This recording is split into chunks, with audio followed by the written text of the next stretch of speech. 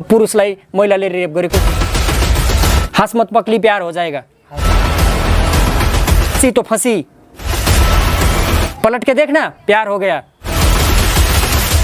र त्यस्तो अपराधीहरूको निगाह जाँदाखेरि कहाँ सबभन्दा पहिले आँखा कहाँ जान्छ त्यही केटीहरूकै स्तनमा जान्छ 16 वर्षीय युवाबाट 60 वर्षको आमा बलात्कृत म त च्यालेन्जका साथ भन्छु स्थानीय सरकारले जुन काम गर्न सक्दैन त्यो कामको लागि हामी जस्तो युवालाई अफर दियोस् न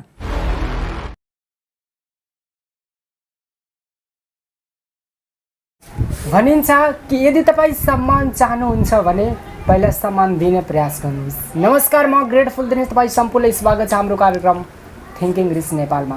हामी यस्ता व्यक्तिहरूको खोजीमा छौँ जो हाम्रो नेपालको शिक्षा पद्धतिलाई सुदृढ बनाउन जानुहुन्छ। यसै गरी आजको यस हाम्रो कार्यक्रममा हुनुहुन्छ most talented and most energetic youth जो कि जनकल्याण युवा क्लबका सदस्य हुनुहुन्छ। यो एसएसडीसी संस्थाका team leader Karan Barud sir स्वागत छ तपाईँले हाम्रो कार्यक्रममा। ल धन्यवाद छ सर दिनेश। आजभोलि कता बिजी हुनुहुन्छ सर?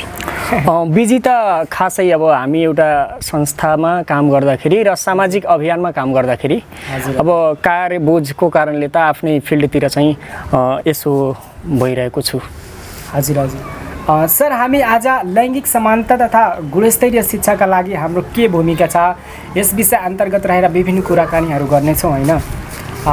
तपाईँसँग मेरो पहिलो प्रश्न रहेको छ, तपाईँ समाजसँग र किशोर किशोरीहरूको यस्ता विभिन्न कार्यक्रमहरू गर्दै हुनुहुन्छ र यस्ता विभिन्न कार्यक्रमहरूसँग जुड्नु भएको छ होइन। लैङ्गिक समानताको लागि युवा तथा स्थानीय सरकारको के भूमिका हुनुपर्छ? ल फेरि पनि धन्यवाद दिन चाहन्छु दिनेश सरलाई। कम्तीमा यस्तो प्लेटफर्ममा हामी जस्तो सामाजिक क्षेत्रमा चाहिँ काम गर्ने युवाहरूलाई एउटा चाहिँ थिङ्किङ रिच नेपालको माध्यमबाट तपाईँले आवाज हामीलाई मात्रै होइन अन्य थुप्रै श्रोताबिन्दहरूलाई चाहिँ माझमा पुर्याइराख्नु भएको छ। सबभन्दा पहिले सर म आफ्नो परिचयबाट सुरु गर्छु। मेरो रियल नाम भनेको रामरेखा बरुण हो। मेरो घरेलु नाम करण बरुण हो। अब रामरेखा बरुण अलिकति लामो भएको हुनाले करण बरुण घराइसी नामले नै थुप्रै मान्छेहरू चिन्छन् र मेरो सोसल मिडियामा पनि त्यही नाम छ। र तपाईँले जुन यो प्रश्न गर्नुभएको छ, मैले लैङ्गिक हिंसा र गुणस्तरीय शिक्षाको लागि किशोर किशोरीहरूसँग युवाहरूसँग चाहिँ लगभग मैले औपचारिक रूपमा 6 सालदेखि र अनौपचारिक रूपले 7 वर्ष बुझौँ मैले यो क्षेत्रमा चाहिँ काम गरिरहेको छु।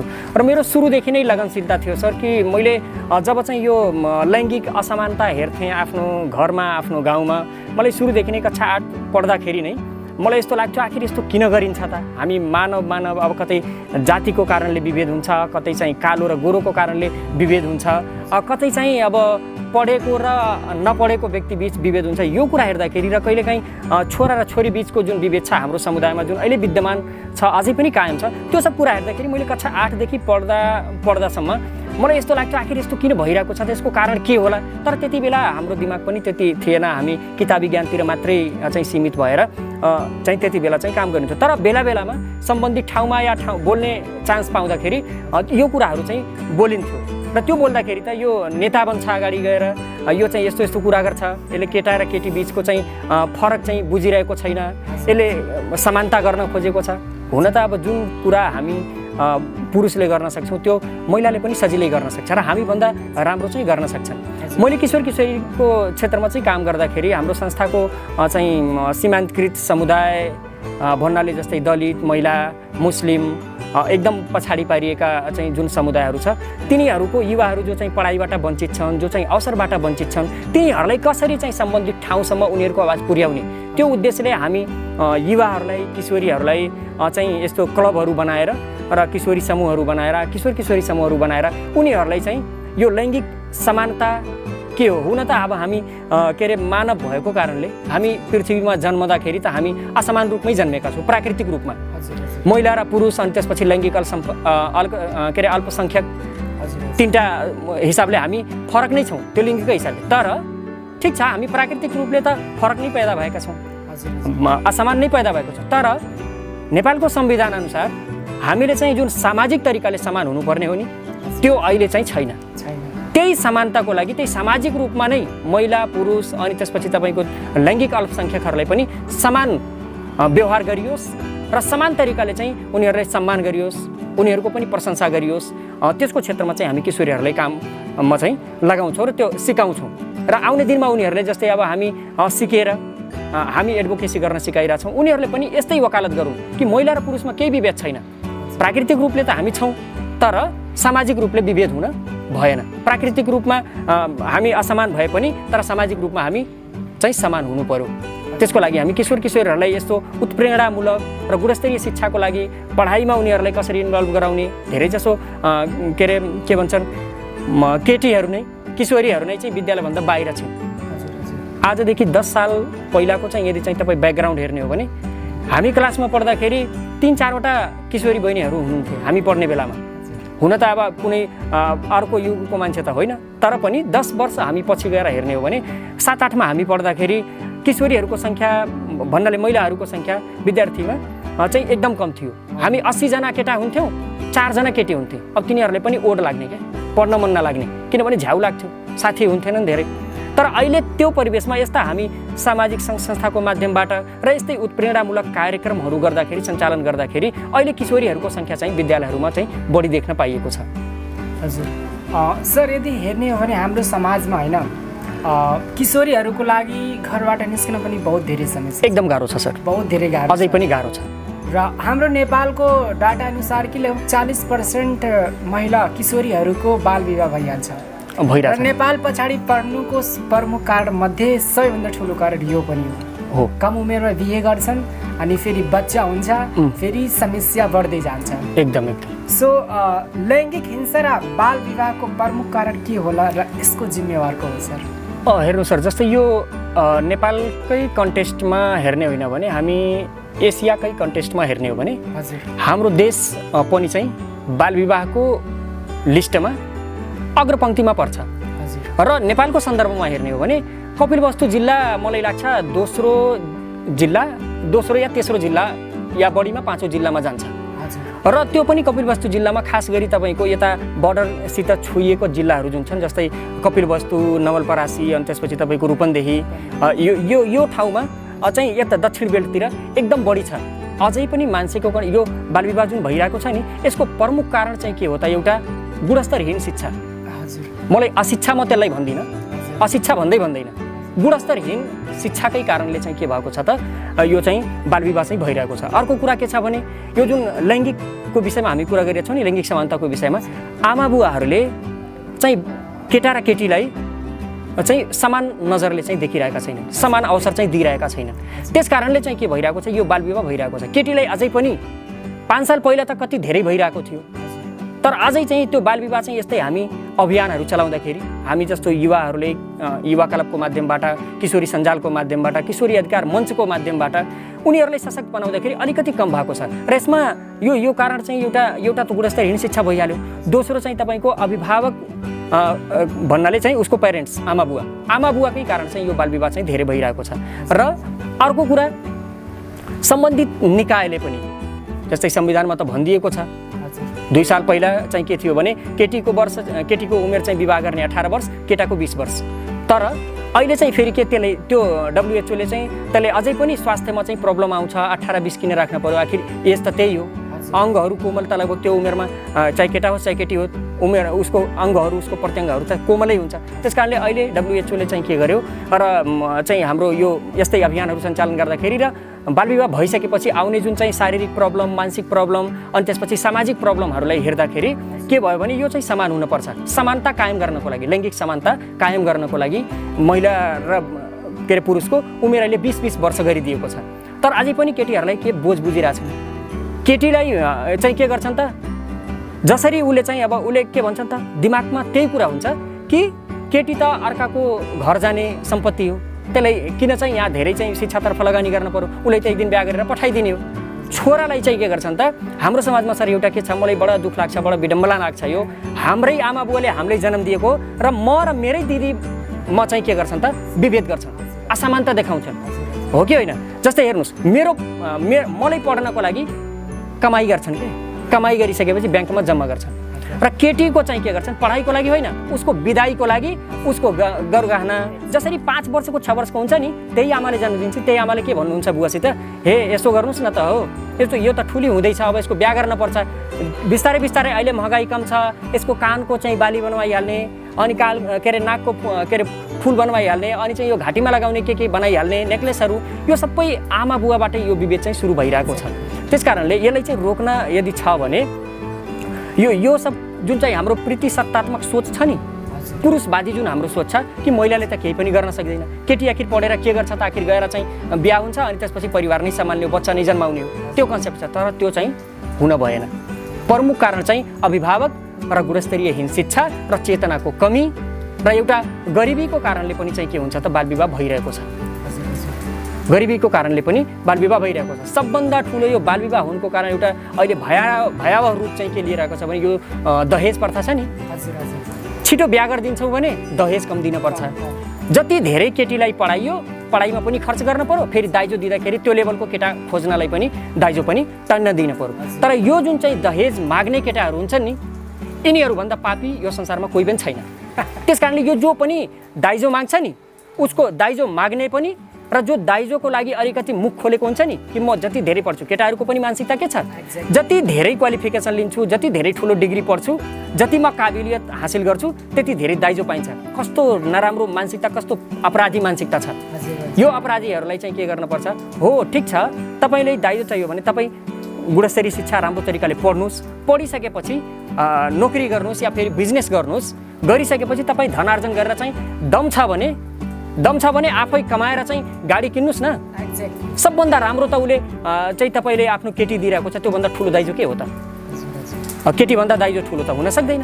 त्यसकारणले दहेज माग्नु भनेको चाहिँ सबभन्दा ठुलो पाप हो महापाप हो चारो धामको यात्रा नगर्नुहोस् तपाईँ भिखारीलाई चाहिँ दान नगर्नुहोस् मन्दिरमा केही पनि नचढाउनुहोस् तर बालविवाह चाहिँ नगरिदिनुहोस् र दहेज चाहिँ नमागिदिनुहोस् त्यो माग्नु भनेको चाहिँ सबभन्दा ठुलो भिखारीको परमार्थ हो त्यसकारणले यो दाइजो प्रथाको कारणले पनि बालविवाह चाहिँ दिन प्रतिदिन बढिरहेको छ र यो कन्सेप्ट अब हटाउनु पर्यो युवाहरूले के गर्न पर्यो भने म दाइजो लिन्न म पढेर राम्रो मान्छे बनेर पैसा कमाएर आफ्नै मेहनतले चाहिँ गाडी किन्छु अनि त्यही गाडीमा आफ्नो बुढीलाई जतातिरको टुर गराउँछु त्यो सोच राख्नुपर्छ र किशोरीहरूले पनि राम्रो तरिकाले गुणस्तरयुक्त शिक्षा पढिसकेपछि केटाहरू जस्तै डाक्टर वकिल इन्जिनियर टिचर बनेर आफ्नो खुट्टामा उभिनुपर्छ आफू पनि पैसा कमाउनुपर्छ र दाइजो माग्नेसित ठाडो जवाब गर्नुपर्छ तिमी छुटोसित म बिहा गर्दिनँ बल्ल चाहिँ यो बालविवाहलाई अलिकति हामी रोक्न सक्छौँ अदरवाइज यो दिन प्रतिदिन बढिरहेको छ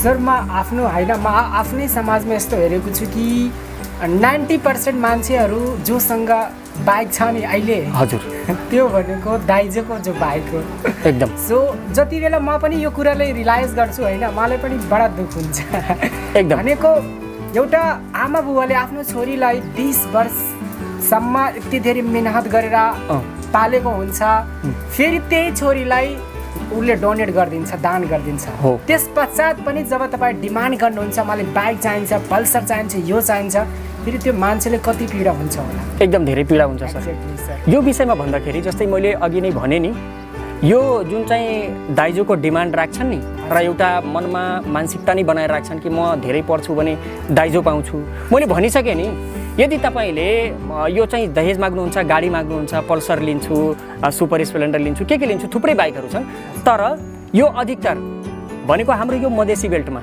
हाम्रो यो दक्षिण एरियामा हेर्ने यो निकम्मा जुन युवाहरू छन् नि यो निकम्मा युवाहरू जुन पापी युवाहरू छन् नि केही काम लायक छैन पढ्ने बेलामा मोबाइल लिएर नराम्रा कामहरू गर्छन् पढ्ने बेलामा चाहिँ स्कुल छोडेर चाहिँ कतै रहरको खेत छ कतै बगैँचा छ त्यहाँ गएर चाहिँ अयासी गर्छन् जुवा तास खेल्छन् अनि बिहा हुने बेलामा चाहिँ दाइजो अफर गर्छन् मलाई चाहिन्छ मलाई यति चाहिन्छ बल्ल तिम्रो केटीसित बिहा गर्छु नत्र भने गर्दैन यो युवाहरूलाई म दुई हात जोडेर चाहिँ बिन्ती गर्छु युवाहरू तपाईँहरूले यो अहिले 21औं शताब्दीमा आइसकेपछि यो माग्ने काम चाहिँ छोड्नुहोस् तपाईँ केही सिप सिक्नुहोस् पैसा कमाउनुहोस् मजाले कमाउन सक्नुहुन्छ यति ब्याङ्कहरूले पनि यति सुविधा दिएछन् बाइक किन्नको लागि बिजनेस व्यापार गर्नको लागि तर तपाईँले पढेर जब चाहिँ तपाईँभित्र अकल आउँछ नि बल्ल चाहिँ तपाईँ त्यो कुरामा घुस्न सक्नुहुन्छ अझै पनि छ नि त मेरो घरमा पनि अब अझै पनि मेरो दुईटा दिदीहरू हुनुहुन्छ अझै अब उनीहरू मेरो बुवाले चाहिँ एकदम समान अधिकार दिनुभयो मेरो दिदीहरूले पनि कोही ल्याब पढ्नु भएको छ, कोही नर्सिङ पढ्नु भएको छ, कोही टिचिङ गर्नुहुन्छ, दाइ भाइहरूमा पनि हामी त्यस्तै छौँ। अनि सबैले चाहिँ कोही 10,000, कोही 20,000, कोही 15,000, कोही 25,000, कोही 30,000, जति जसले जुन तरिकाले पढेको छ र जुन ठाउँमा पुगेको छ त्यो तरिकाले पैसा कमाएर कसैले पनि 1 रुपियाँ पनि माग्दैन। तर हामीले जति कमाए पनि हामी सबै दिदी भाइ बहिनीहरूले जति पैसा कमाउँछौँ त्यसको टोटल हिसाब चाहिँ आफ्नो बुवाआमाले दिन्छौँ, ताकि यस्तो नलागोस् कि मेरो छोराले पैसा कमाइरहेको छ त गलत बाटोमा गइरहेको छ। हिसाब किनभने त बुवाआमाले 20 सालसम्म पढाउनु भयो, मास्टर डिग्रीसम्म मलाई पढाइदिनु भयो, अब फेरि कमाउने बेलामा मैले बुवाआमाको त मेरो जिम्मेवारी हो नि त। एउटा सक्षम युवा, एउटा चाहिँ संस्कारी युवा भनेको त्यही हो जुन चाहिँ बुवाआमाको देनलाई नबिर्सेर हैन, नबिर्सेर आज कमाउने बेलामा चाहिँ त्यो आफ्नो एउटा कणको हिसाब चाहिँ दिनुपर्छ र खुसीका साथ माग्नुपर्छ। बुवा मैले 20,000 कमाउँछु महिनाको, तर मैले तपाईँले 10,000 दिन्छु, 10,000 मैले आफ्नो खर्चको लागि, आफ्नो साथीहरूमा यसो घुमघामको लागि, इन्टरटेनमेन्टको लागि मैले 10,000 लिन्छु। कुनै पनि बुवाआमाले यस्तो हुनुहुन्न कि यदि 10,000 मलाई दिइरहेको छ भने ठिक छ बाबु गर, तर त्यस्तो चाहिँ हुन पर्यो। र यो दाइजो माग्नु भनेको चाहिँ हे युवा, अब तपाईँहरूले के गर्नुहोस् भने जाग्नुहोस् के, त्यो जमाना गइसक्यो। अब कसैको भिख मागेर तपाईँ चाहिँ अगाडि बढ्न सक्नुहुन्न। तपाईँको केही करनी छैन, तपाईँको 10 पैसा कमाउने इन्कम छैन, पल्सर गाडी लिइहाल्नु हो, त्यसमा तेल कसरी हाल्नुहुन्छ भन्नु त, हो कि होइन? त्यसकारणले यस्तो कुराहरूलाई चाहिँ हामी दिमागबाट हटाउनुपर्छ र आफूले कमाएको परिश्रमको पैसाले तपाईँ जुन सामान किन्नुहुन्छ नि त्यो बढी मूल्यवान हुन्छ। मेरो बाइक छ नि, मैले बाइक चाहिँ अब किन्दाखेरि बुवासोती एकचोटि डिमान्ड मैले गरेँ। बुवाले के भन्नुभयो, बाबु तिमीहरूलाई मैले जसरी तसरी चाहिँ पालेर तिमीहरूलाई यहाँसम्म पुर्याएँ, अब मैले तिमीहरूलाई सबै व्यवस्थापन मैले जो गरिदिन्छु भने तिमीहरू के को लागि त, तिमीहरूले के पढाइ पढ्यौ कि मैले सबै कुरा तिमीलाई दिनुपर्छ। त्यसपछि मैले कसम खाएँ कि बाइक चढ्नु छ भने मैले आफ्नो पसिनाकै कमाइले चाहिँ किन्छु, अनि बाइक किन चढ्छु। बाइकको यदि चाहिँ हेडलाइट अलिकति चाहिँ टुट्यो या केही भयो भने स्क्रेच आयो भने मलाई यति दुःख हुन्छ। किनभने त्यो मेरो पसिनाको कमाइ हो। दहेजको भएमा टुट्यो त टुट्यो, के भयो त, हो कि होइन? त्यस कारणले अब यो सब कुरामा चाहिँ युवाहरूले बढी ध्यान दिनुपर्छ र आफ्नो बहिनीहरूलाई पनि बराबरको अवसर दिने चाहिँ सिर्जना बुवाआमासित चाहिँ त्यो कुरा चाहिँ क्रिएट गर्नुपर्छ। हजुर सर, मेरो यस्ता साथीहरू छन् होइन, जो भनेको पढे लेखेका छन्, शिक्षित पनि छन् होइन, तर उहाँहरूको मानसिकता खोइ कस्तो छ, उहाँहरूले दहेजको लागि पनि यस्तो डिमान्ड गर्छन्। म भन्न चाहन्छु कि तपाईँ प्लिज दहेजको लागि डिमान्ड नगर्नु होला। सर हेर्नुहोस्, यसमा मैले थोरै कुरा जोड्न चाहन्छु।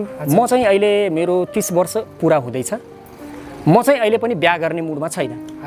किनभने मेरो घरमा चाहिँ 10-12 जना परिवारहरू हुनुहुन्छ। हुन त सबैले थोरै धेरै कमाउँछन्। मेरो दिदी बहिनीहरू, मेरो बुवाहरू पनि, बुवा मेरो पनि प्राइमेरी टिचर हुनुहुन्थ्यो, अहिले पेन्सन भइसकेको छ, उहाँ पेन्सन आफ्नो खर्च पाउनुहुन्छ। तर मैले के सोचेछु, जबसम्म मैले आफ्नो टोटल अहिले बिहा गर्दाखेरि त साथीहरूलाई पनि मक्ख पार्न पर्यो, डिजे सिजे दुनियाँदारी तामझाम गर्नको लागि बुवासित पैसा मागेर या दाइजो लिएर त्यो मनोरञ्जन गर्ने हो, आफ्नो पसिनाले गर्ने हो कि। त्यस कारणले मैले के सोचेछु भने जबसम्म अब मैले अझै पनि आफूलाई स्ट्यान्ड मान्दैन, हुन कि मैले 25-30 हजार रुपियाँ महिना मजाले कमाउँछु, तर आफूलाई स्ट्यान्ड मान्दैन। किनभने घरमा पनि बोझ छ, बुवाआमाले चाहिँ गर्नुभयो, उनको लागि पनि केही गरिदिनु पर्यो। त्यस कारणले म चाहिँ अहिले मेरो टार्गेट त अहिले म त बिहा गर्ने अहिले प्लानिङमा छैन। र कहिलेकाहीँ यसो सोध्छु नि, यो वैवाहिक जीवनको चाहिँ गर्दाखेरि जसको लाइफ पार्टनर राम्रो मिल्यो भने उसको जिन्दगी त स्वर्ग भयो। तर धेरै जसो हाम्रो मधेसी बेल्टमा र हामी जुन एरियामा छौँ त्यो एरियामा चाहिँ धेरै जसो अब सानै उमेरमा बिहे भइदियो, जिम्मेवारी धेरै भइहाल्यो, अनि चाहिँ अब जिम्मेवारी धेरै भइसकेपछि उसले पैसा कमाउन सकेन, शिक्षा पनि राम्रो तरिकाले आर्जन गर्न सकेन। गर्न नसक्दाखेरि उनीहरूको जीवन पीडा हेर्दाखेरि मलाई लाग्छ यार बिहे नगर्नु नै बेस हो। बरु के गर्नुहोस्, मेहनतले कमाउनुहोस्, परिवारको इच्छा पुरा गर्नुहोस् र सामाजिक के अरे कुरीतिहरूलाई, समाजमा रहेको हानिकारक मूल्य मान्यताहरूलाई हटाउनको लागि योगदान गर्नुहोस्। त्योभन्दा ठुलो चाहिँ अरू केही पनि छैन। धेरै मान्छेहरूले के सोच्छन्, बिहा नै जीवन हो, तर म मान्दैन त्यसलाई। बिहा नै जीवन होइन। बिहा यदि जीवन भएको भए हामी गौतम बुद्धको नगरी लुम्बिनीमा छौँ। उनको चाहिँ कति राजमहल थियो, एकदम सुन्दर चाहिँ ब्युटिफुल वाइफ हुनुहुन्थ्यो, एकदमै सुन्दर सुन जस्तै उनको छोरा थियो। तर यो पारिवारिक र यो माया जन्जाललाई छोडेर चाहिँ गौतम बुद्ध जस्तो बिहा गरेर पनि छोडेर जानुभयो। त हामी नगर्दा नि के भयो त? यस्तो शान्त ठाउँमा, यस्तो स्वर्ग जस्तो ठाउँमा जन्म लिइसकेपछि बिहा नै जिन्दगी हो भन्ने कुरामा मान्दैन। र म बाइ द वे कहिलेकाहीँ हुन्छ नि, आफ्नो चाहना त छैन बिहा गर्ने, तर बुवा आमाको इच्छा, दिदी बहिनीको इच्छा, परिवारको इच्छा, गाउँ समाजको इच्छा पुरा गर्नको लागि यदि बिहा गर्न पर्यो भने मैले 500 लिन्न, बरु 500 दिएर केटी पक्षलाई बिहा गर्छु। र यो कुरा सब युवाले चाहिँ मान्न पर्यो। एकदम सर अहिले हेर्ने हो भने सबैभन्दा समस्या भनेको विद्यार्थी भाइ बहिनीहरूको छ होइन? छ, एकदम छ। अहिले तपाईँको 2 वर्ष जति कोरोनाले खायो, फेरि 1.5 महिना जति हाम्रो यो राजनीतिक अवस्थाले खायो, अनि अहिले 4थो महिना बित्दा पनि तपाईँको पाठ्य पुस्तकहरू विद्यार्थीहरू पाएकै छैनन्। सो गुणस्तरीय शिक्षामा भनेको एकदमै कमी छ होइन? गुणस्तरीय दिन प्रतिदिन घट्नुको के कारण हो र यसको समाधानका उपायहरू के हो? सर, यो वास्तवमा यो कोरोना महामारी जुन आयो त्यो हाम्रो नेपाललाई मात्रै होइन, पुरै विश्वलाई यसले चाहिँ एकदम तहस नहस बनायो। तर ठिक छ, हामी त एउटा नेपाल सुन्दर बुद्धको नगरीमा रहेको हुँदा एउटा हाम्रो भाग्य नै मानौँ कि हामी त्यो कोरोनाको चपेटमा आएनौँ। अब चाहे त्यो राम्रो तरिकाले बचावको कारणले होस् या फेरि हाम्रो भाग्य नै त्यस्तो छ हामीले कोरोनाले छुन सकेन। जुन कि हामी पनि सामाजिक अभियानमा काम गर्दाखेरि अति गरिब विपन्न परिवारहरूलाई आफ्नो एसएसडिसीकै माध्यमबाट, त्यही संस्थाबाट हामी राहत वितरणको कार्यक्रम, तिनीहरूको डाटा कलेक्सन गर्ने, विदेशबाट आइरहेका युवाहरूले कति प्रब्लम चाहिँ बर्डरमा भोगिरहेको छ, त्यो ठाउँमा दौड्दै पनि अब भाग्य नै मानौँ चाहिँ हामीले केही पनि भएन। तर यो विद्यालय सबभन्दा बढी क्षति भएको भने विद्यालयले नै भएको हो। विद्यालयलाई यति क्षति भयो कि बच्चाहरूले जति कक्षा 1 देखि लिएर कक्षा 10 सम्म सिकेका थिए त्यो सबै कुरा 4 महिना 6 महिनाको लकडाउनको अवधिमा सबै कुरा बिर्सिसकेपछि अब चाहिँ के गर्नुपर्छ भने यो गुणस्तरीयता दिन प्रतिदिन घटिरहेको छ। त्यो घट्नुको कारण चाहिँ के हो त? पहिलो कुरा, एक त हामी कोरोनाको चपेटमा आएर 6 महिना विद्यालयभन्दा बाहिर रह्यौँ, पुरै हरेक अवस्था तहस नहस भयो। अब चाहिँ हाम्रो जिम्मेवारी के हो त भने गुणस्तरीय त्यो त ल्याउनु पर्यो, त्यस्तै छोडेर त काम हुँदैन। त्यस कारणले चाहिँ के गर्न पर्यो, यो दिन प्रतिदिन गुणस्तरीय घट्नुको कारण चाहिँ के हो? मलाई लाग्छ यसमा चाहिँ सबभन्दा बढी चाहिँ लापरवाही भनेको अभिभावक, अनि त्यसपछि चाहिँ शिक्षक, त्यसपछि चाहिँ सरकार। अभिभावकहरूले पनि, अभिभावक त हाम्रो खास गरी यो हाम्रो समुदायमा कपिलवस्तुको यो बार्डर एरियाहरूमा चाहिँ अभिभावकहरू चाहिँ त्यस्तै अनपढहरू छन्, निरक्षर छन्। शिक्षकहरूले चाहिँ के गरिदिनु पर्यो भने अब शिक्षकहरूको पनि कमी छ। 6 महिना लकडाउन भयो तैपनि उनीहरूलाई स्थानीय बिदा चाहियो। एक्ज्याक्टली हो कि होइन? एउटा शनिबार पर्यो भने शनिबार त त्यसै बिदा छ, त्यसलाई कसैले काट्नै सक्दैन। तर पनि सानोतिनो पर्व आयो, त्योहार पायो अनि छुट्टी दिने, बिदा दिने। किन दिनु पर्यो बाबा? 6 महिनाको अन्तरालमा, 8 महिनाको अन्तरालमा कोरोनाको चपेटमा विद्यार्थीहरूको चाहिँ गुणस्तर त एकदम तहसनहस भयो। अब चाहिँ कम्तीमा जुन 4-5 महिना बचेको छ त्यसमा चाहिँ त हामी मेहनत गरौँ। जुन चाहे त्यो शिक्षक होस्, चाहे सामाजिक अभियन्ता होस्, चाहे डाक्टर होस्, चाहे नर्स होस्, जो पनि आफ्नो रिस्पोन्सिबिलिटीप्रति अलिकति पनि लापरवाही गर्छ र ठग्ने काम गर्छ नि, उसको छोराछोरी पागल पैदा हुन्छन् क्या। यहाँ घट्नुको अहिले पनि घटिरहेको, अहिले त कोरोना छैन, अझै पनि पाठ्य पुस्तकको कुरा तपाईँले ल्याउनु भयो। पाठ्य पुस्तक चाहिँ बराबर चाहिँ सबै विद्यालयहरूमा समयमा पुग्न सकेन, अझै पनि पुग्न सकेको छैन, अझै पनि कुराकानी भइरहेको छ। कतै कतै नेताहरूको माध्यमबाट सुन्नमा आयो र अलिकति हामी पनि रियलाइज गऱ्यौँ कि यो चुनाव पर्यो, चुनावमा चाहिँ करोड चाहिँ एउटा जनप्रतिनिधिले लाखौँ लाख पर्चा छाप्यो, कागजहरू जतिका थिए त्यो लगभग भ्याए भने यस्तो कुरा सुन्नमा आउँछ। तर त्यो वास्तविकता के हो त्यो मलाई पनि थाहा छैन। ठिक छ, केही पनि छैन। तर यो किताबका बिना पाठ्य पुस्तक त बच्चाले घरमा पनि पढ्न सक्दैन।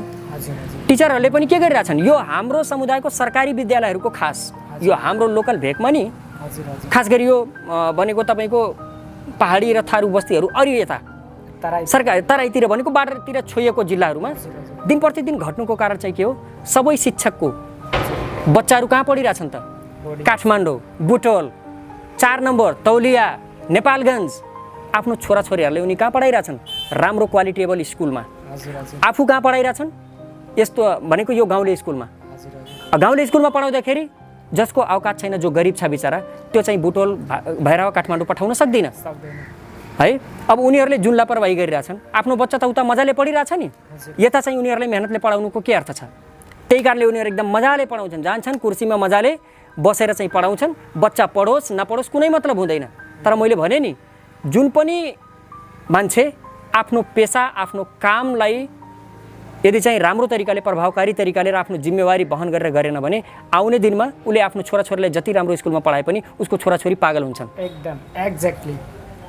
अब हेर्नुहोस् न, जति जनप्रतिनिधिहरू छन्, चाहे त्यो सङ्घका हुन्, संसदहरू, प्रदेश सभाका प्रतिनिधिहरू हुन्, विधायकहरू र जुन हाम्रो स्थानीय सरकारले मेयर, उपमेयर, अध्यक्ष, उपाध्यक्ष, वडा अध्यक्ष, वडा सदस्य लगायत म च्यालेन्जका साथ भन्छु 2-4 जना सदस्य बाहेक जतिजना वडा अध्यक्षदेखि माथिल्लो पोस्टमा जितेछन् नि सबैको छोराछोरी टप लेभलको स्कुलमा पढिरहेछन्। उनीहरूलाई यहाँको बच्चाहरूसित के मतलब छ केही मतलब छैन। किनभने उनीहरूको अझै पनि मानसिकता छ कि यो गरिबको बच्चालाई राम्रो क्वालिटेबल शिक्षा दियो भने यो हाम्रो छोराहरूभन्दा नि राम्रो रिजल्ट लाउँछ अनि सम्बन्धित ठाउँमा पुग्छ, मेरो छोरा बेरोजगार हुन्छ। उनीहरूलाई यत्रो डर छ। त्यही कारणले यिनीहरूलाई अझै पनि यिनीहरूलाई अशिक्षित राख्न खोजेका छन्। तर यस्तो गर्न भएन। हामी नेपालमा जन्मेका छौँ। नेपालको संविधानले सबै बालबालिका, युवा, किशोर किशोरी, महिला, पुरुष, लैङ्गिक अल्पसंख्यक सबैले समान अधिकार दिएको छ र समान गुणस्तर पनि चाहिँ ल्याउनुपर्छ। सबै टिचरहरूले आफ्नो बच्चाहरूलाई जुन विद्यालयमा पढाउनुहुन्छ त्यही विद्यालयमा यदि त्यो लेभलको पढ्ने लायक बच्चा छ भने त्यही स्कुलमा पढाउँ। अनि बल्ल थाहा हुन्छ, किनभने उसलाई तब डर हुन्छ कि यदि मैले गलत पढाएँ, मैले नराम्रो तरिकाले पढाएँ भने मेरो केटा पनि यहीँ पढिरहेको छ, मेरो पनि बच्चाको विकास हुँदैन। तब उसले अलिकति ध्यान दिन्छ। नत्र भने यो गुणस्तर दिन प्रतिदिन घट्दै जान्छ। सरकारले परिपत्रहरू, कति नीतिहरू के अरे चाहिँ पठाइसकेको छ, सूचना प्रकाशन गरिसकेको छ कि अब सरकारी सेवा सुविधा पाउनेले आफ्नो छोराछोरीलाई सामुदायिक विद्यालयमै पढाउनु पर्ने भनिसकेको छ। तर लागू छैन, त्यो कागजमा मात्रै सीमित छ। जुन प्रधानमन्त्री मन्त्रीहरूले संसद भवनमा चाहिँ बसेर निर्णय गर्छन् तिनीहरू पनि आफ्नो छोराहरूलाई कोही अस्ट्रेलिया, कोही अमेरिका, कोही जापान कहाँ पढाइरहेछन्। कसरी देशको गुणस्तर सुधरन्छ त यो सरकारी स्कुलहरूको? अनि सरकारी विद्यालयहरूको टिचरहरूले र अभिभावकहरूले के भन्छन् त बोर्डिङ स्कुलमा राम्रो पढाइ हुन्छ अरे। जुन कि बोर्डिङभन्दा राम्रो अनुभव भएका क्वालिटेबल टिचरहरू, योग्यता भएका टिचरहरू सरकारी स्कुलमा छन्। हो कि होइन? तर त्यसको लागि चाहिँ लाग्न पर्यो। त्यो आफ्नो कामलाई, ती बच्चाहरूलाई, त्यो गरिब विद्यार्थीहरूलाई ठग्न भएन। म त भन्छु हे प्रकृति तिमी यस्तो मोड ल्याऊ कि यस्ता जुन टिचरहरूले या जुन अभिभावक या जुन जनप्रतिनिधिले यी गरिब जनताहरूलाई, गरिब विद्यार्थीहरूलाई ठगिरहेको छ तिनीहरूको जसरी यिनीहरू ठगिरहेछन् यिनीहरूलाई पनि ठगेर चाहिँ नासै पार्नुहोस्। अनि बल्ल चाहिँ केही ज्ञान हुन्छ। र स्थानीय सरकारले के गरिदिन पर्यो अब चाहिँ एकदम कडाइका साथ, किनभने यो व्यवहारिकताको कारणले कुकुरको पुच्छर टेढो हुन्छ नि, जति त्यसलाई घिउ लगाइसकेपछि या जे उपाय गरे नि त्यो सोझो हुँदैन। त्यस कारणले यो हाम्रो लोकल लेभलको जुन टिचरहरू छन्, गार्जियन्सहरू छन्, विद्यार्थीहरूको जुन हेबिटहरू बिग्रेछ नि त्यसलाई सुधार्नको लागि कडा एक्सन लिनै पर्छ। किनभने बिना कडा एक्सन लिए यिनीहरू सुधार्नेवाला छैनन्। बल्ल चाहिँ गुणस्तरीय चाहिँ शिक्षा सुधार हुन सक्छ। अन्यथा भने यो जति हामी बोल्दा पनि समझमा आउँदैन। हजुर सर, अहिले यदि हेर्ने हो भने हाम्रो समाजमा होइन यस्ता विभिन्न कामहरू छन् जुन कि लैङ्गिक हिंसालाई बढाइरहेको छ। सो सर, लैङ्गिक हिंसा बढी कुन कुन ठाउँमा हुन्छ र यसको अन्त गर्नको लागि के गर्नुपर्छ? अब यो हामी सुरुदेखि नै लैङ्गिकताकै विषयमा चाहिँ कुराकानी गरिरहेछौँ। यो लैङ्गिक हिंसा चाहिँ भनौँ न त आमाकै गर्भबाट सुरु हुन्छ। हजुर, अहिले त कम भइसक्यो, 5 वर्ष यता आउँदा धेरै कम भयो। हजुर, 5 वर्षभन्दा पहिले चाहिँ के थियो भने मेरो अनुभव, आमा गर्भवती भइन्, डाक्टर कहाँ चेकअप गराउन जान्छन्। अनि त्यो पहिले आमाले नै भन्नुहुन्छ र त्यो बाबाले भन्नुहुन्छ डाक्टर साहब अलिकति यसलाई चेक गर्नुहोस् त यो छोरा हो कि छोरी हो। हजुर, लैङ्गिकता, लैङ्गिक विभेद, लैङ्गिक हिंसा त्यहीबाट सुरु भयो। यदि डाक्टरले भन्यो यो छोरी हो, सर 1000-2000 लिनुहोस्, यसलाई गिराइदिनुहोस्, यसलाई नष्ट पारिदिनुहोस्। लैङ्गिक हिंसा त्यहाँदेखि सुरु हुन्छ। बाइ द वे ठिक छ, अलिकति समझदार परिवार छन्, पढे लेखेका शिक्षित छन् कि जसरी छोरा त्यसरी छोरी, त्यस्तो मानसिकता भएको अभिभावकहरूले चाहे छोरा होस् चाहे छोरी होस्, आखिर जन्मने आमा बुवाको कोखबाट मानवको शरीरबाट जन्मने भनेको चाहिँ त केटाकेटी त जन्मने हो। एक्ज्याक्टली। खसी भेडा त जन्मने होइन। तर पनि मानसिकता हाम्रो के छ होइन, त्यस कारणले त्यहीबाट सुरु हुन्छ। र यो लैङ्गिक हिंसा हुनुको कारण चाहिँ के, जुन हाम्रो दिमागमा एउटा पुरुषवादी सोच छ नि, धेरै पुरुषहरूको मानसिकता अझै पनि छ। यो जनप्रतिनिधिहरूको पनि त्यही मानसिकता छ। ठुला जुन नेताहरू छन् नि यिनीहरूको पनि मानसिकता अहिले त्यही छ कि महिलाहरूलाई बराबर समान अवसर दियो भने यो हामी भन्दा नि अगाडि बढ्न सक्छन्।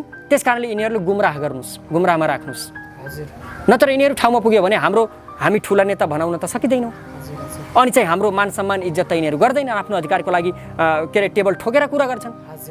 त्यस कारणले उनीहरूले पनि अहिले अझै पनि अवसरबाट वञ्चित गरिरहेछन्। यो लैङ्गिक हिंसा बढ्नुको कारण चाहिँ घरबाटै सुरु हुन्छ। बुवाआमाले छोराछोरी बीच विभेद गर्न थाले। छोरालाई बोर्डिङ स्कुलमा, छोरीलाई सरकारी स्कुलमा, छोरालाई 3वटा ड्रेस, छोरीलाई एउटा पनि ड्रेस सालमा नहुने, छोरालाई कापी घट्ने बित्तिकै पाठ्यपुस्तक घट्ने बित्तिकै जे घट्यो अर्डर अनुसार तुरुन्तै आउँछ, तर छोरीले त्यही फाटे च्यातेको ड्रेसहरू कति फोहोर ड्रेसहरू लगाएर जान्छन् बिचारा। हामी चाहेर पनि तिनीहरूको चाहिँ मद्दत चाहिँ गर्न सक्दैनौँ। हजुर हजुर। त्यस कारणले यो हिंसा भनेको घरबाटै सुरु हुन्छ। घरमा भयो, तपाईँको घरबाटै निस्किन थाल्यो भने विद्यालयमा पनि यो लैङ्गिक हिंसाका केसहरू बढिरहेका छन्। तपाईँले प्रहरी प्रशासन सुरक्षा निकायहरू जुन छन् त्यहाँ पनि लैङ्गिक हिंसा बढी हुन्छ भने सुरुवात त घरैबाट हुन्छ। त्यसपछि बच्चाहरू बढ्दै जाँदा किशोर किशोरी अवस्थामा हुँदाखेरि विद्यालयबाटै सुरु हुन्छ।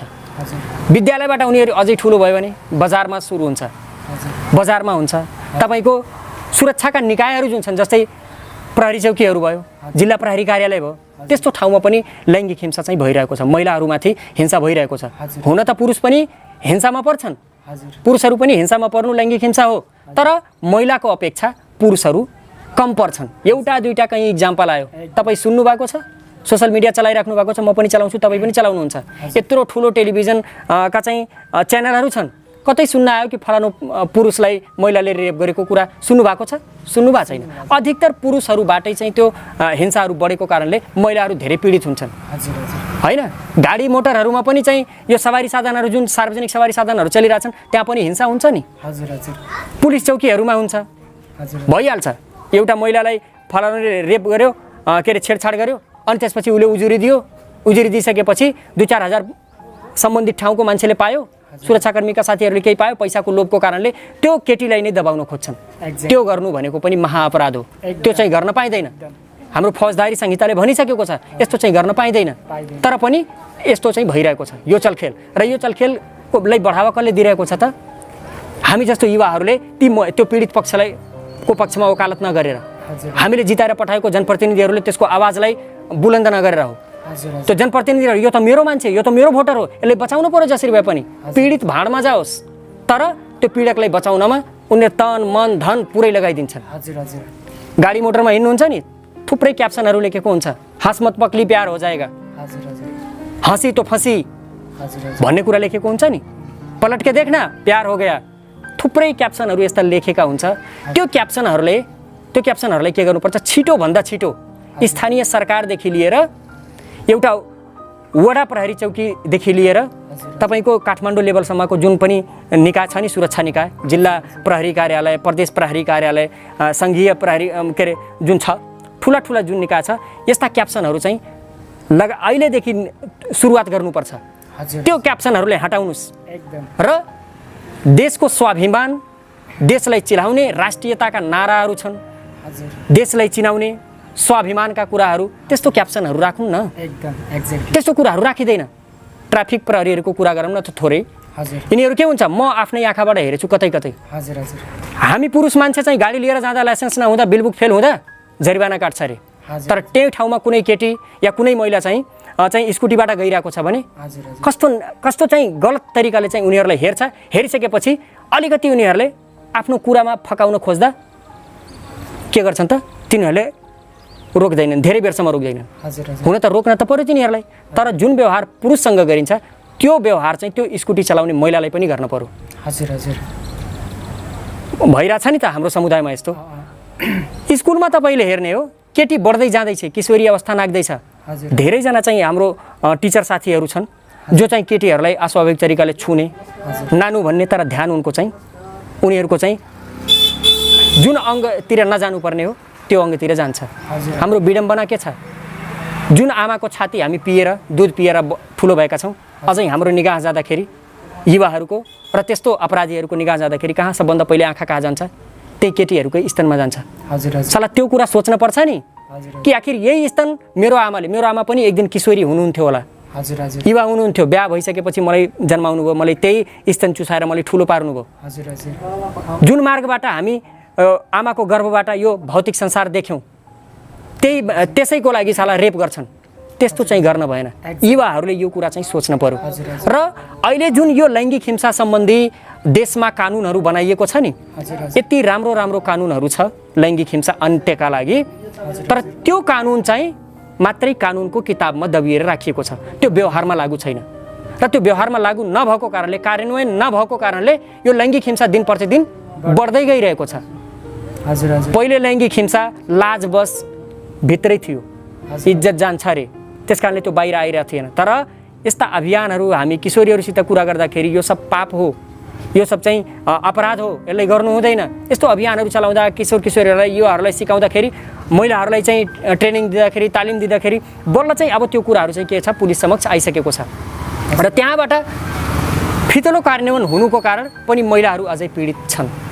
अब मैले के भन्न चाहन्छु, स्थानीय सरकार, प्रदेश सरकार र सङ्घीय सरकारलाई जुन कानुनहरू तपाईँहरू बनाउनु भएको छ त्यो कानुन चाहिँ निष्पक्ष निस्वार्थ तरिकाले लागू पनि गर्नुहोस्। बल्ल मैले मान्छु तपाईँ असल नेता हो, तपाईँ राजनेता हो। यदि तपाईँ आफ्नो भोटरलाई बचाउन थाल्नुभयो भने तपाईँ लिडर होइन, तपाईँ अपराधी हो। अपराध गर्ने मान्छेभन्दा ठुलो अपराधी त्यो हो जसले अपराध गर्ने मान्छेले बचाउँछ, त्यो चाहिँ गर्न भएन।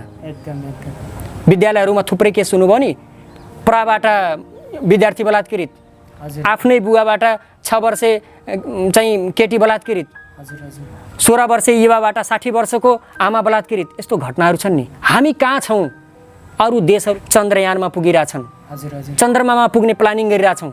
हामी यही लैङ्गिक हिंसा, गुणस्तरीय शिक्षामा अड्केछौँ, यही रेपका केसहरू गरिरहेछौँ, दिनानुदिन बढिरहेको छ। यस्तो चाहिँ गर्न भएन। अब यो सम्भव कसरी छ भने स्थानीय सरकारले जुन कानुनहरू सङ्घीय सरकारले बनायो यो लैङ्गिक हिंसालाई रोक्नको लागि समाधान गर्ने उपायतर्फ यदि हामी लाग्छौँ भने सबभन्दा ठुलो भूमिका स्थानीय सरकारको छ। सङ्घीय सरकारको जुन कानुनहरू छ, यो जुन लैङ्गिक हिंसा सम्बन्धी, बालविवाह सम्बन्धी जुन कानुन सरकारले बनायो त्यो कानुनलाई टेकेर अब 5 वर्षीय योजना, 10 वर्षीय योजना आफ्नो गाउँपालिकामा लैङ्गिक समानता कायम गर्नको लागि, लैङ्गिक हिंसा अन्त्य गर्नको लागि नीति बनाउनु पर्यो र त्यो नीतिलाई टेकेर कार्यान्वयन गर्न पर्यो र त्यही अनुसारले चाहिँ युवाहरूलाई परिचालन गर्ने, किशोरीलाई परिचालन गर्ने, आमा बुवाहरूले परिचालन गर्ने, मिडियाहरूलाई परिचालन गर्ने, बल्ल चाहिँ यो लैङ्गिक समानता कायम गर्न सकिन्छ र यो लैङ्गिक हिंसालाई कम गर्न सकिन्छ। र म थोरै कुरा के जोड्न चाहन्छु भने सुरक्षा निकायमा जुन पनि हाम्रो उजुरीहरू मुद्दाहरू जाँदैछ त्यसलाई निष्पक्ष तरिकाले, निस्वार्थ तरिकाले 1 दिन होइन 10 दिन अनुसन्धान गर्नुहोस्, 20 दिन अनुसन्धान गर्नुहोस्, तर एक्ज्याक्ट अनुसन्धान गरेर पीडकलाई सम्बन्धित ठाउँमा लगेर थुन्ने र पीडित पक्षलाई छिटोभन्दा छिटो न्याय दिलाउने, बल्ल चाहिँ कानुनमाथि सबैको विश्वास बढ्छ। नत्र भने आज अहिलेको चाहिँ सम्झना के छ, हामी जस्तो सर्वसाधारणको सम्झना के छ, कानुन त त्यसैको हो रे, जो ठुलो मान्छे छ, जो ठुलो नेता छ, जसको ठुलो नेताहरूसँग पकड छ, जसको ठुला अधिकारीहरूसँग, कर्मचारीहरूसँग पकड छ, उसकै नै जित हुन्छ अरे भनेर विश्वास छ नि त, त्यो कन्सेप्ट छ। त्यही कारणले मान्छेहरूले कानुनमा भरोसा गरिरहेका छैनन् र त्यो भरोसा दिलाउनलाई त्यो कानुनलाई राम्रो तरिकाले, निष्पक्ष तरिकाले चाहिँ अब कार्यान्वयन गर्न पर्यो। विद्यालयहरूमा जो पनि टिचरहरू यस्तो लैङ्गिक दृष्टिकोण, लैङ्गिक हिंसाका दृष्टिकोण गलत नजरले विद्यार्थी भाइ बहिनीहरूलाई हेरिरहेछन्, किशोरीलाई हेरिरहेछन्, त्यो कन्सेप्ट चाहिँ अब हटाउनको लागि त्यस्तै कार्यक्रमहरू चाहिँ विद्यालयहरूमा पनि लागू गर्न पर्यो, सञ्चालन गर्न पर्यो, बल्ल चाहिँ हुन्छ। र ट्राफिक प्रहरीहरूसित मेरो हात जोडी निवेदन के छ भने तपाईँहरूले खालि बिलबुक, लाइसेन्स मात्रै चेक नगरेर गाडीमा कति अटाउने जतिको सिट छ, क्षमता कति छ त्यो गाडी सवारीको, त्यो सवारीको त्यो पनि अनुगमन गर्ने, त्यसमा लेखेका नराम्रा क्याप्सनहरू जुन सायरीहरू लेखेका हुन्छन् त्यो हटाउन लगाउनुहोस् र त्यसमा जुन ठुला बुफरहरू, डिजेहरू लगाएर गाना बजाएका हुन्छन् नि, यति नराम्रो गीतहरू बजाउँछन् कि आफै सुनेर, मलाई चाहिँ सुनेर लाज लाग्छ। कहिलेकाहीँ म बसमा यात्रा गर्दाखेरि पहिला बोलिदिन्थेँ, जबसम्म बाइक थिएन म त बसमा यात्रा गर्दाखेरि ड्राइभरहरूले बोल्थेँ, यो कस्तो गीत तिमीहरूले बजाउँछौ यार, राम्रो गीत बजाइदेऊ न त, अलिकति आनन्द आओस्। खास गरी यो भोजपुरी गीतहरू जुन छ नि, यो झन् चाहिँ हिंसा फैलाउने गीतहरू छन्। त्यस कारणले त्यस्ता गीतहरू जो पनि बजाइरहेका छन् नि त्यसलाई रोक्नुपर्छ, त्यो बुफरहरू टुटालेर फालिदिनुपर्छ। तर अब हामी युवाहरूले पनि आफ्नो चौकमा चाहिँ के गर्नुपर्छ, यो खालि ट्राफिक साथीहरूले पनि त्यो कुरा चाहिँ के अरे निरीक्षण गर्न सक्दैनन्, त्यो हाम्रो युवाहरूको पनि दायित्व हो त्यो चाहिँ हेर्ने। जुन पनि बसमा चाहिँ त्यस्ता क्याप्सनहरू छ त्यो आफै गएर चाहिँ त्यसलाई फालिदिने, तुरुन्तै फाल्ने र त्यस्तो ठाउँमा चाहिँ राष्ट्रियलाई झन्काउने सन्देशहरू चाहिँ लेख्न पर्यो, त्यहाँ टाँस दिन पर्यो, एउटा अभियानै चलाउनु पर्छ। त्यो अभियानको लागि अब म एउटा जनकल्याण युवा क्लबको चाहिँ सदस्य भएको नाताले अब मैले यसको लागि प्लानिङ म गर्छु। त्यही लब्नी चौकमै, शुद्धोदनको चौकमै, त्यहाँ गाडी जो पनि आउँछ, चाहे त्यो गाडी होस्, सार्वजनिक गाडी होस् या फेरि आफ्नो चाहिँ पर्सनल गाडी होस्, त्यसमा आएर पर्सनल भयो भने इट डजन्ट म्याटर, पर्सनल गाडी हो भने उसले जे पनि गर्न पायो। तर सार्वजनिक सवारी साधनहरूमा हामी के गर्छौँ त, हरेक दिन होइन तर हामी शनिबार छुट्टीको दिन हामी एउटा अभियानै चलाउँछौँ लैङ्गिक हिंसा अन्त्य गर्नको लागि खराब क्याप्सनहरू हटाउने कार्यक्रम। बसमा चढ्ने निरीक्षण गर्ने त्यसपछि त्यस्ता क्याप्सनहरू छ भने त्यस्ता फोटोहरू छन् भने त्यसलाई निकालेर फाल्ने र त्यो ठाउँमा हामीले आफ्नो स्टिकर टाँस्ने सन्देशमूलक सूचनाहरू चाहिँ टाँस्ने त्यस्तो काम चाहिँ हामी अभियान अब हामीबाटै सुरु हुनुपर्छ र यो खालि हामी युवाहरूले लागेर पनि हुँदैन। यो लैङ्गिक हिंसा बढ्नुको कारण मैले एउटा कारण तपाईँले छुटाइदिएँ, बेरोजगारी पनि एउटा ठुलै चाहिँ कारण हो कि। बेरोजगारी नभएको कारणले युवाहरू के छन् त आजकल मोबाइलमा बिजी छन् र मोबाइलमा नहेर्नुपर्ने कुरा नचलाउनु पर्ने कुराहरू नगर्ने कामहरू पनि त्यो मोबाइलमा गरिरहेछन्। त्यस कारणले यो चाहिँ अब यदि चाहिँ रोजगार हुन्थ्यो भने हामीले मोबाइल चलाउने टिकटक चलाउने फुर्सद हुँदैन। हालाकि टिकटक आइडी मेरो पनि छ तर म टिकटक खासै बनाउँदैन, कहिले काहीँ शनिबारको दिन महिनामा एकाध दिन भयो भने इन्जोय गर्नको लागि अलिकति हेरिहालेँ। हामीले फुर्सदै छैन किनभने हामी अब सोच्ने गर्छौँ ठिक छ आफ्नो अफिसको काम सिद्धियो अब के गर्नुपर्छ, हाम्रो समुदायमा के छ खराबी, के छ हाम्रो समुदायमा कुरीति, त्यसले हटाउनको लागि अब केही सोच्नुपर्छ। हाम्रो जनकल्याण युवा क्लबको जुन टिम छ नि म खुसी छु र म भाग्यमानी छु कि हामी यस्तो टिमसँग छौँ। त्यो टिमले चाहिँ केही समस्या पर्यो भने हामी दिन प्रतिदिन लैङ्गिक हिंसा हटाउनको लागि लैङ्गिक समानता कायम गर्नको लागि र जुन चाहिँ हाम्रो समाजमा परम्परागत या धार्मिक तरिकाले धार्मिक अन्धविश्वास पाखण्डका कुराहरू कुरीतिहरू जुन चलिआएका छन् नि त्यसले हटाउनका लागि हामी सधैँ बस्छौँ र त्यसले कसरी हटाउन सकिन्छ प्लानिङ गर्छौँ र त्यसैको के अरे आधार लिएर हामी एक्सनमा आउँछौँ। त्यस कारणले अब हामी युवाले मात्रै लागेर हुँदैन, सबभन्दा मुख्य जिम्मेवारी भनेको सबैले लाग्न पर्यो। बालविवाह अन्त्य गर्ने हो भने अभिभावकहरूले सबभन्दा पहिले लाग्न पर्यो, त्यसपछि युवाहरू किशोर किशोरीहरूले अभियान सञ्चालन गर्न पर्यो, स्थानीय सरकारले पनि त्यो अभियानमा सामेल हुन पर्यो र जो पनि बालविवाह गरिरहेको छ लैङ्गिक हिंसा गरिरहेको छ तिनीहरूलाई सम्बन्धित ठाउँमा पुर्याएर थुनामा राख्न पर्यो, के पनिसमेन्ट दिन मिल्छ त्यो पनिसमेन्ट चाहिँ दिन पर्यो। प्रदेश सरकारहरूले पनि यो मेरो मान्छे हो यो मेरो पार्टीको मान्छे हो त्यो सब छोडेर यो कुरीतिहरूलाई यो अपराधलाई अन्त्य गर्नको लागि यो पापलाई मुक्त पार्नको लागि चाहिँ सँगदेखि नै लाग्न पर्छ र आफ्नो समुदायमा जुन ठाउँमा बढी यस्ता केसहरू छन् त्यो ठाउँका युवाहरूले नै लाग्न पर्छ।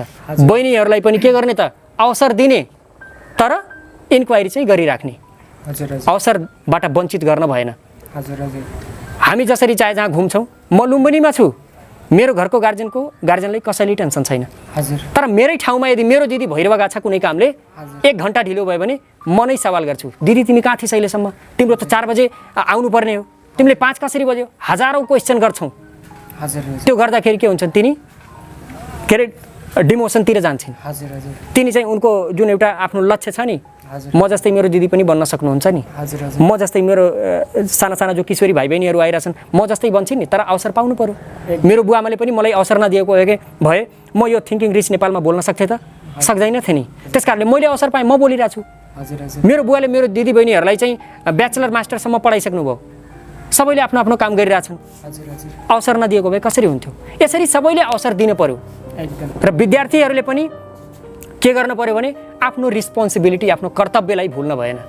तपाईँको ड्युटी हो 9 बजे तपाईँ रेडी भएर विद्यालय जानुहोस्, पढ्नुहोस्, पढेर आउनुहोस्, घरको आमा बुवालाई पनि अलिकति सघाउनुहोस्, फेरि पढाइमा लागिहाल्नुहोस्। र यो मोबाइलमा आजकलका के अरे किशोर टिनएजका जुन किशोर किशोरी छन् नि यिनीहरू सबभन्दा धेरै चाहिँ बिग्रुनु र गलत बाटोमा जानुको कारण यो मोबाइल हो।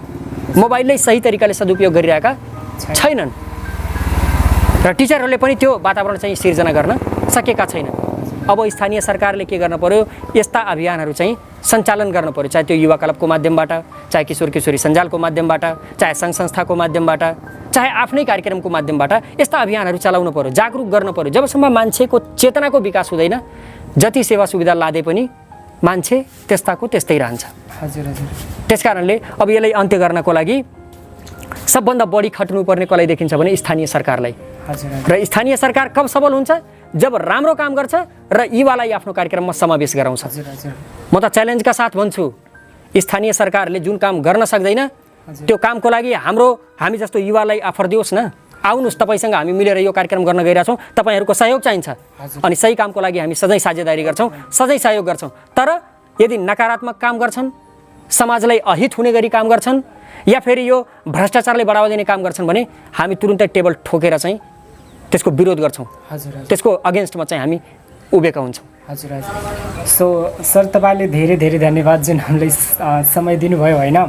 र तपाईँको जति पनि विचारहरू छ साँच्चीकै इन्क्रेडिबल छ होइन। म एकदम छ। तपाईँले एकदमै एप्रिसिएट गर्छु हाम्रो समाजको लागि र यो देशको लागि। तपाईँ जस्तै युवाको खाँचोसम्म यो कुरालाई रियलाइज गरिरहेको छु। सो आउने एकदम सर। दिनहरूमा फेरि पनि म तपाईँले यस कार्यक्रममा अवश्य नै बोलाउनेछु। तपाईँले सर धेरै धेरै धन्यवाद। दिनेश सर तपाईँले पनि सल्युट छ।